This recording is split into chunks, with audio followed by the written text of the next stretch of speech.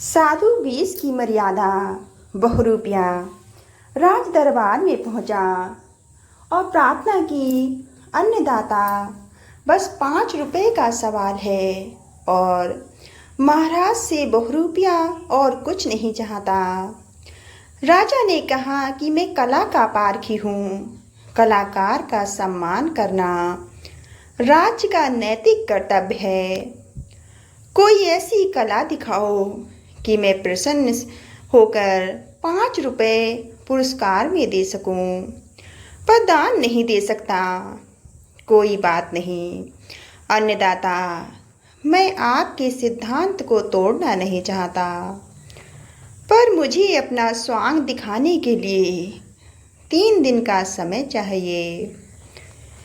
कहकर बहरूपिया चला गया। दूसरे दिन नगर से बाहर एक टीले के ऊपर समाधि मुद्रा में एक साधु दिखाई दिए। नेत्रबंद, तेजस्वी चेहरा, लंबी दाढ़ी, लंबी लंबी जटाएं।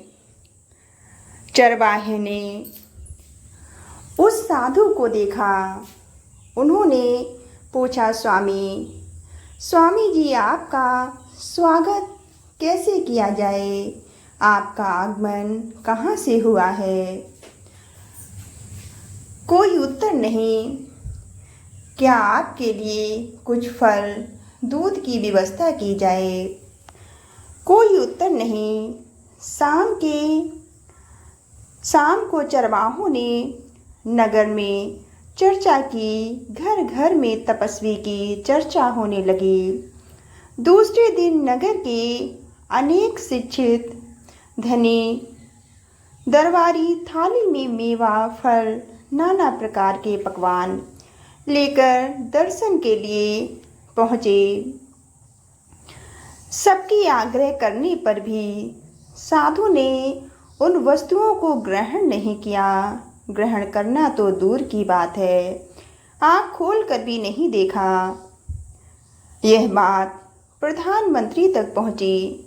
वह भी स्वर्ण मुद्राएं लेकर दर्शनार्थ पहुँचा और निवेदन किया, बस एक बार नेत्र खोलकर कृतज्ञ कीजिए। प्रधानमंत्री का निवेदन भी व्यर्थ गया। अब तो सभी को निश्चय हो गया कि यह संत अवश्य पहुँचा हुआ है। प्रधानमंत्री ने राजा के समक्ष यह बात बताई। राजा को इस बात से अवगत कराया तो राजा ने सोचा कि जब मेरे राज्य में इतने बड़े तपस्वी का आगमन हुआ है तो उनकी आवभगत के लिए मुझे भी जाना चाहिए। दूसरे ही दिन सुबह दर्शनार्थ राजा भी चल दिए। राजा की जाने के रास्ते को साफ कर दिया गया। जिस मार्ग से राजा की सवारी निकलने वाली थी वह साफ करा दिए गए। रास्ते में सुरक्षा व्यवस्था ठीक कर दी गई। राजा ने तपस्वी के चरणों में असरफियों का ढेर लगा दिया और उनके चरणों में मस्तक झुकाकर आशीर्वाद की कामना की, पर तपस्वी विचलित नहीं हुए। अब तो प्रत्येक व्यक्ति को निश्चय हो गया कि तपस्वी बहुत त्यागी और सांसारिक वस्तुओं से दूर हैं। चौथे दिन बहरूपिया फिर राज दरबार में पहुंचा। हाथ जोड़कर बोला, राजन, अब तो आपने मेरा स्वांग देख लिया होगा और पसंद भी आया होगा।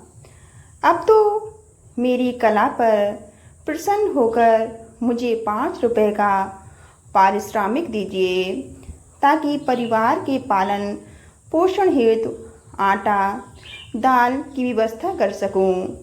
राजा चौंका, कौन सा स्वांग? बहरूपिया ने कहा, वही तपस्वी साधु वाला जिसके सामने आपने असरफियों का ढेर लगा दिया था। राजा ने कहा, तू कितना मूर्ख है। जब राजा सहित पूरी जनता तेरे चरणों में सर्वस्व लुटाने को तैयार थी, सर्वस्व लुटाने को आतुर थी, तब तुमने धन दौलत पर दृष्टि तक नहीं डाली और अब 5 रुपए के लिए चिरौली कर रहा है।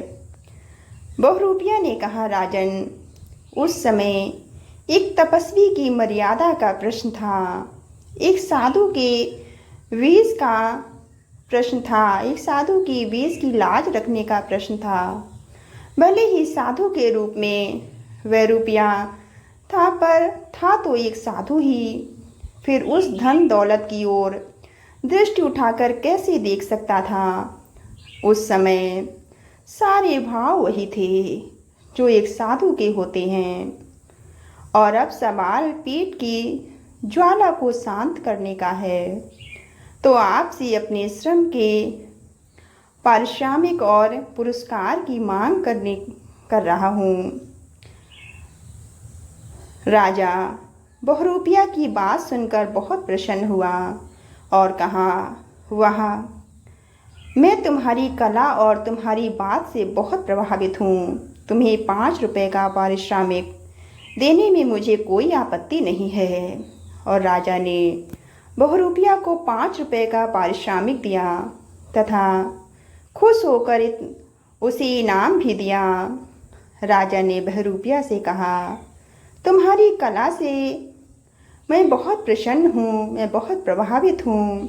मैं चाहता हूँ कि तुम मेरे दरबार में नियमित रूप से अपनी कला का प्रदर्शन करो। बहुरूपिया ने राजा की बात मान ली और नियमित रूप से दरबार में अपनी कला का प्रदर्शन करने लगा। वेश की मर्यादा निभाना भी एक साधना है। बहुरूपिया साधु बनकर जब सब कुछ त्यागता है, तभी समाज और राजा उसके चरणों में झुकते हैं। त्याग और सच्चाई की शक्ति हमेशा दिखावे से बड़ी होती है। वेश, वाणी और व्यवहार, ये तीनों एक जैसे हों तो ही व्यक्ति महान बनता है। अगर हर साधु समाज के लिए कार्य करे, अपने वेश की मर्यादा रखे, तो भारत फिर से विश्व गुरु बन सकता है। ये कहानी आपको कैसी लगी कमेंट करके ज़रूर बताइएगा। कहानी पसंद आए तो चैनल को लाइक करिए, शेयर करिए, सब्सक्राइब करिए। धन्यवाद।